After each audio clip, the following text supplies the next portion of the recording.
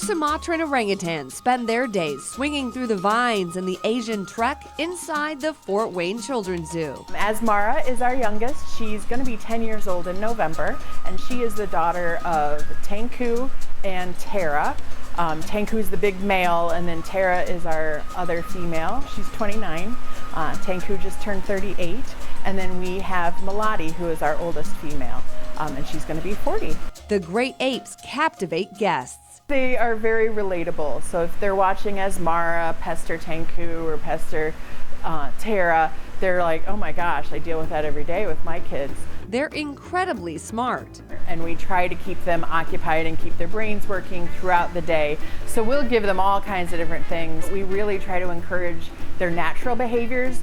So the majority of their day is going to be spent out in the wild finding food and traveling. So we call them over to our window throughout the day to travel over, come get some diet. They'll go off and eat it at their own pace. We do puzzle feeders. We give artificial bamboo tubes. So it's PVC that looks like bamboo, and then we'll drip honey in it, and then they have to use a stick or something to get in there and get that honey. So that takes them a while. And the exhibit is designed especially for orangutans. Specifically for arboreal apes. Orangutans live in the trees their entire lives. They don't come down to the swampy, flooded ground in Sumatra. So we built this habitat to simulate that and to keep them up and using their muscles and everything that they need to be healthy orangutans. You see them swinging and climbing around. They'll rest, but they'll rest up in a tree, and those core muscles that they use to do that are totally different than if you're just laying on the ground not worrying about falling. And so that's exactly what they have to do out in the rainforest.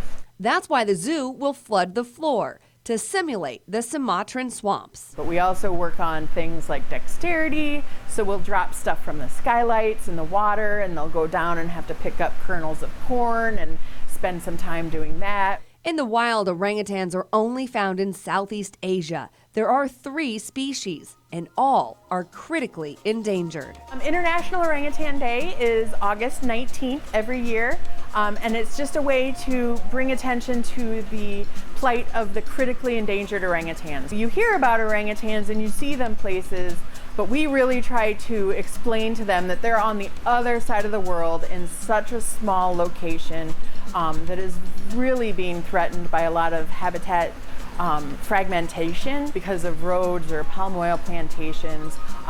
Amazingly, there's still pet trade going on, and so animals are being captured for that, and it's really threatening to them. So we really try hard to educate everybody on the plight of the orangutans, and International Orangutan Day is just a really good opportunity to be able to share that and share our love of the orangutans with everybody else. The zoo celebrating the International Day a little early with some decorations and special fruit treats.